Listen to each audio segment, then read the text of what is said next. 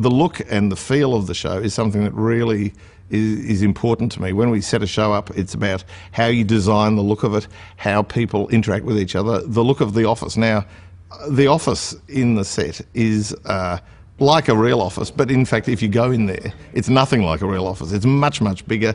The glass, the angles, the looks, the finishes, all that stuff, Tim Ferrier, our production designer, and I spent weeks, if not months, going over in terms of getting the right mixture of layers of glass, reflections, colour to kick back on them, all that sort of stuff. It takes months to actually get that right.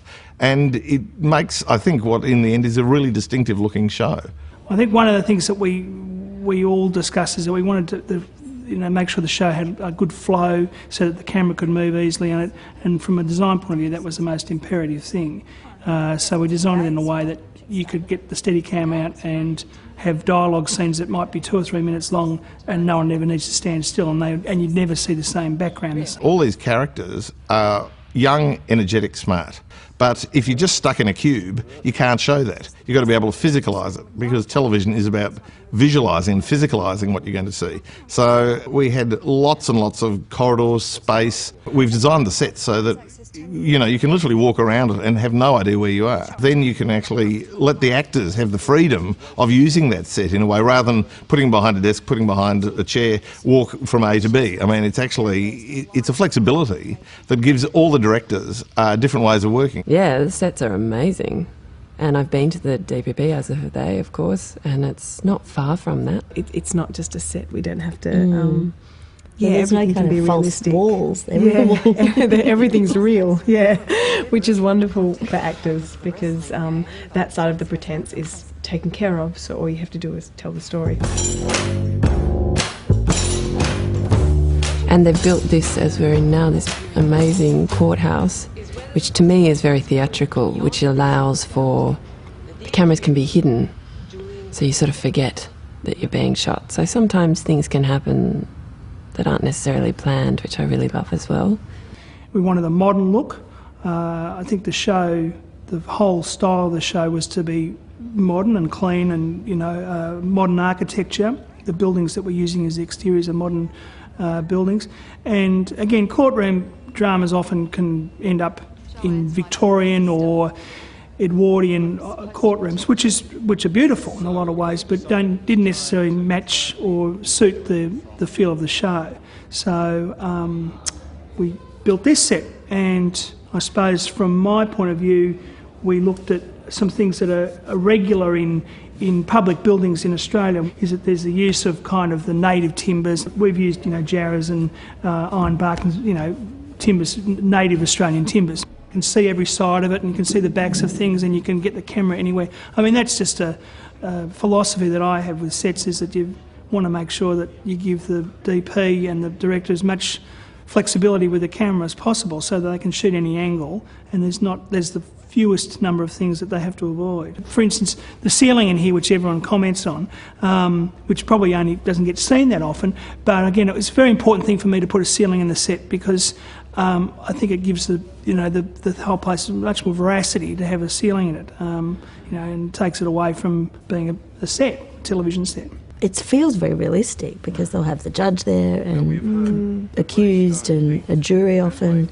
So a lot of it's about kind of getting your reaction to everything going on in the room. So it feels wonderfully realistic, because you're able to look at the real person in the room and have an emotional response to what they're doing as an actor, as well as what the character's going through, I suppose.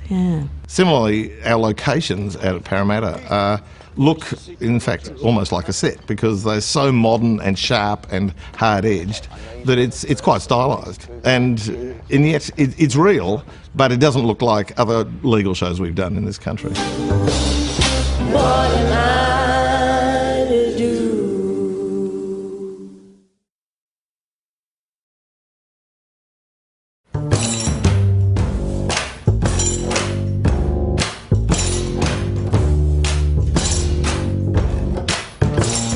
The casting process was really good. And Jane, Carl, myself, Greg and Des were involved. Maura Faye cast the show, Anne Faye and Lee Pickford.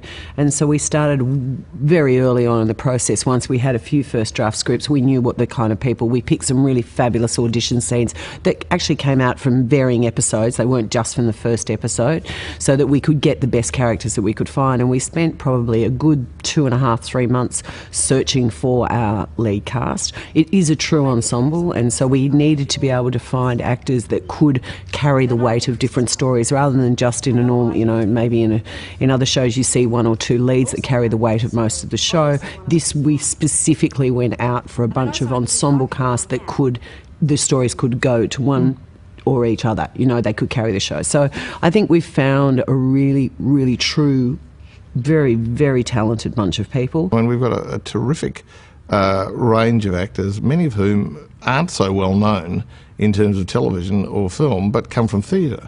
So they're terrific actors, but they're less exposed. And that was really important, to have not the familiar range of A-list faces, you know, yet again coming on screen, but people who are as good, if not better, but aren't as well exposed. And that really allows the audience to actually link more with the characters, discover the characters and stay with the characters. And it took us a long time too, because we were really determined to not settle for someone that was almost right but not quite. And it did get to quite the last moment kind of position, and we held on and have been really proved and rewarded for it. Yeah, rewarded, absolutely. Yeah, we're very lucky. So happy with the cast. Yeah, it's a great ensemble. Yeah, and they come from all sorts of backgrounds. Well, we actually did a show together for a while. How much was their crossover? It was for Home and Away, wasn't it? Yeah, it was a few years that we crossed over, I think. Yeah. So that was probably what took up most of my time, I would say. But yeah, TV, your audience is just the camera and the people at home, whereas on stage your audience is massive. And the last show I did, I was very lucky to do at the Opera House. That was massive audience. So when I first came on, I remember speaking quite loudly on screen, thinking that, you know, I had to, you know, project to but I don't need to in this. The camera's just there. It was nice to come on board having known Indy. Yeah, that was good. Yeah, you sort of feel out of place. I mean, everyone feels out of place, so you all feel it's funny starting a new show. It is sort of the new kid at school kind of a feeling. But and I know that everyone always sort of says that everyone was really nice, but we actually really did luck out, and everyone is absolutely really nice. I adore everyone, and I think the other key is I trust everyone as well. Yeah, they're all good. Yeah, that's it. You know, when you work with actors that you trust and in your scenes, you know, you can take risks and you feel comfortable to make bold choices with your character. You get paired up with different people, you know, for certain episodes you work really intensely with one person, and I think we both realise there are some characters that neither of us have ever had anything to do with, so when you get a scene that you're with someone you haven't had one with, it's like a new friend. Yeah, and they've got a whole different dynamic that they bring to it, so it's good. There's no central character and there's no real stars per se, I guess, you know, that there's not one person that the show is kind of hanging off. So, you know, it's certainly a very collaborative effort. It's very evenly spread, and we all go on our different paths and we respond to given situations so differently to each other and then look differently to each other, you know. So I think the audiences will be able to latch on to their favourite and just follow their journey. It's quite a lovely mixture of experience, and I think what's fantastic about that is you've got this, all those guys brought a great energy and a great enthusiasm to it. And they really, from day one, they just owned their character. They absolutely owned it and took it and ran with it. And as a director, that's really exciting because you kind of got these guys that are just so clear about what their character is, that you can kind of really start to play quite quickly. And I was surprised, you know, with shows, setting up shows and doing all that kind of process, how quickly those guys got into that character. We see them doing things and go, great, we can write more this sort of thing. And then they go with that. And so it becomes a very organic process where each feeds the other without sitting down and talking about it, but it just emerges out of the work. And, you know, you can do that on something that is 22 episodes, which you can't do that's 3. And so that's been wonderful to also to have a cast that is so strong and so brave. I've been really thrilled with how brave they've all been, that we write them really difficult stuff and they just go for it. And so, unfortunately for them, that means, great, we'll give you something more difficult, and then they go for that. And it's just been completely thrilling to see those things taken up and become even greater than we had hoped. It's a white-collar show, and that's what's interesting. I mean, remember when Hill Street Blues came out? That was a cop show with a difference, because it wasn't about driving around in cars all the time. It was basically a show about working in an office. And that's what's interesting about this.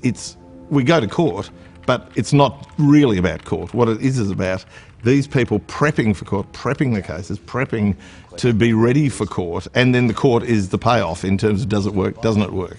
But in fact, what you really find with this show is it's about how these people relate to each other and how they relate to the law and their respect for the law and whether it's working for them or against them. What do I do? What am I to do?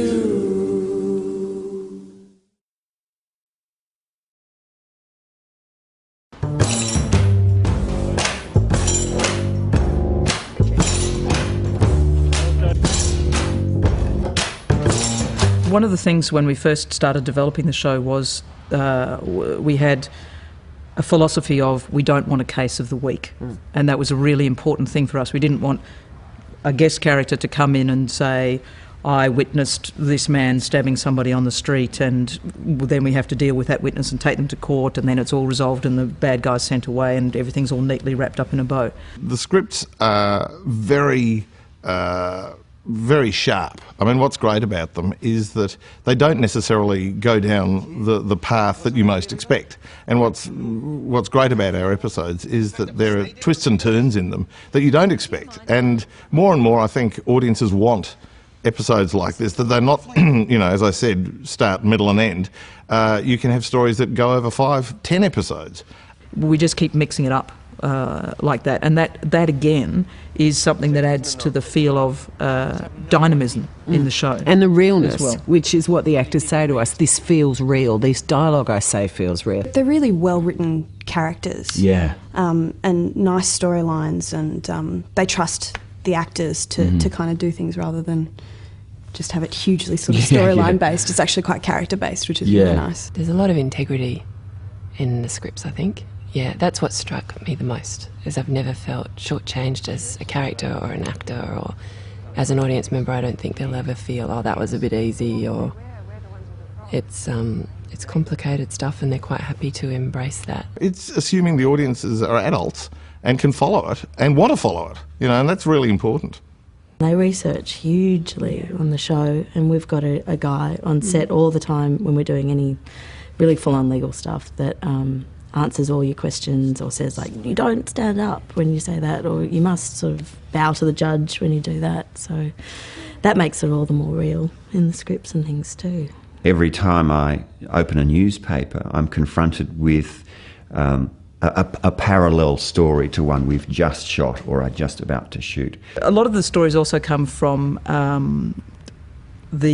some people in the DPP that we've been working with here in New South Wales. They've been very generous with their time and have sat down with us and talked about not only cases that they've dealt with, but also what it means to be a lawyer, and a lawyer on the prosecution side, because a lot of TV shows do criminal law from the defence side, and we were really interested in what it means to be a prosecutor, and also what it means to be a prosecutor working in the public service.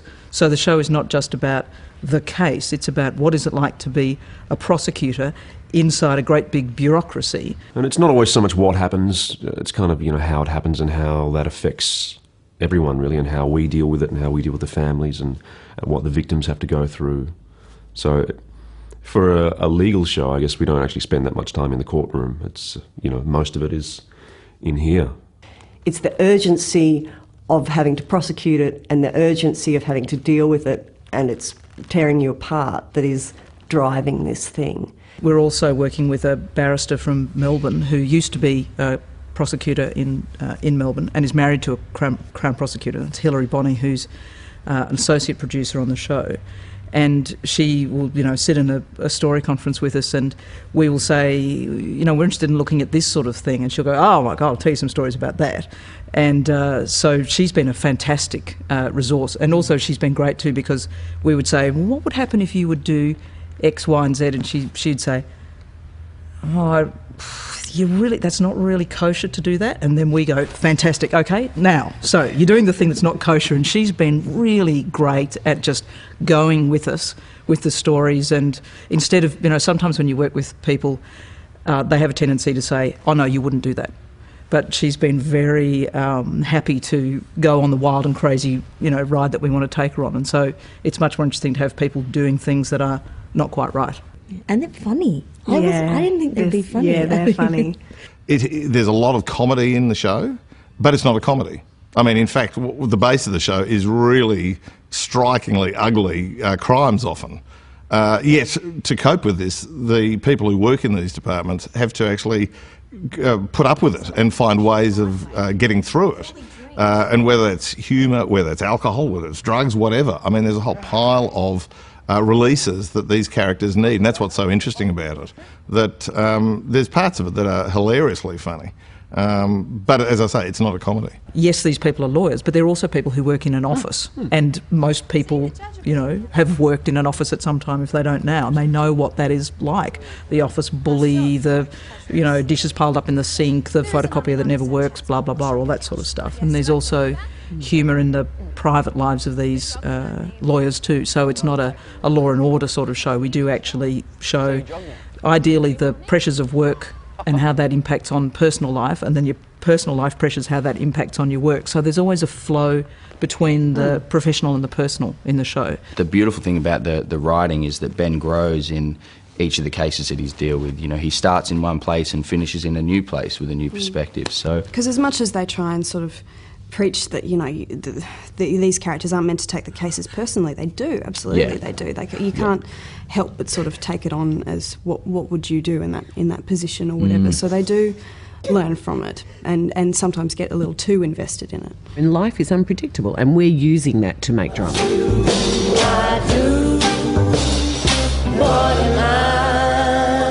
I'm really sorry I've hurt you. No.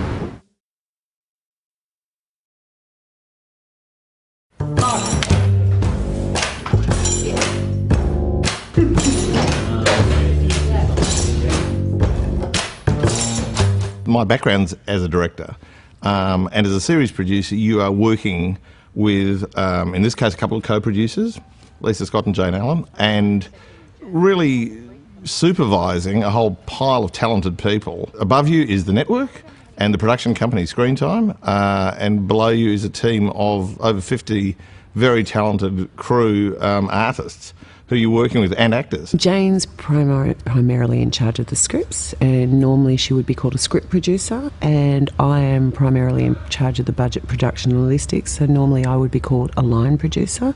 But because both of us are very experienced in what we do, and we work really closely as a team with Carl, it was decided that we would do a little bit more and therefore be called co-producers. So we're all for one and one for all. I think what's happening now is more and more people do watch series in concentrated runs on DVDs or as downloads or whatever like that. So yes, the old days of waiting, every Thursday for your episode isn't necessarily the way it works.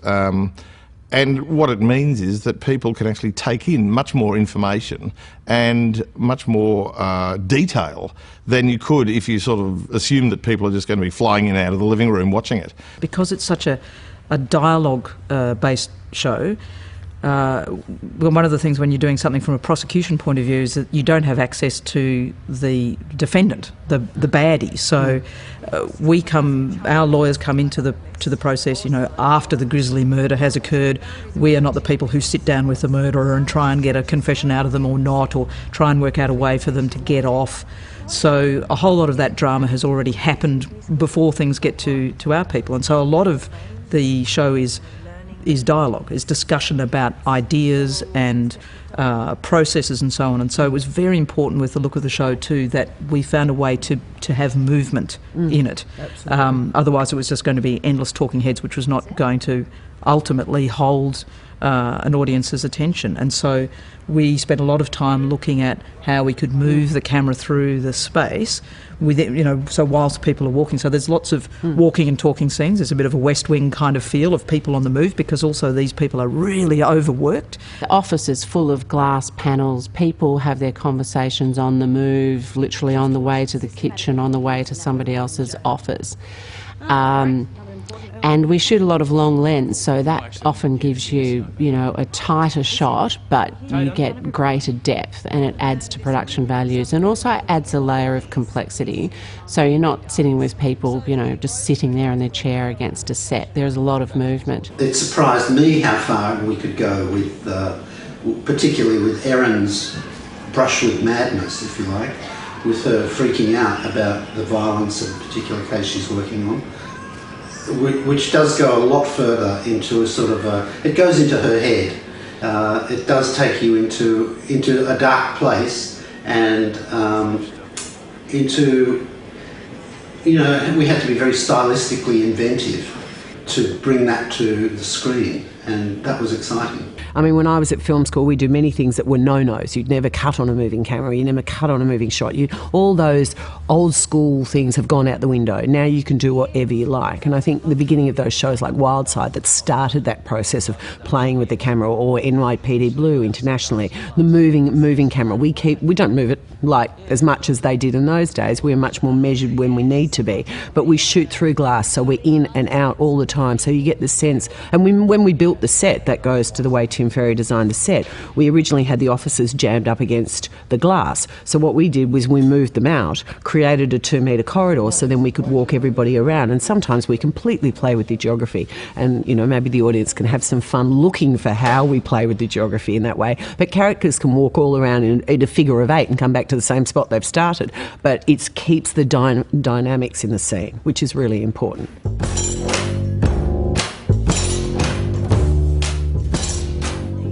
They're big days, and you're dealing with people who are taking on, you know, legal jargon that they haven't done before, and you've got your little legal, you know, advisor sitting with you, especially where we are at the moment is at the court set.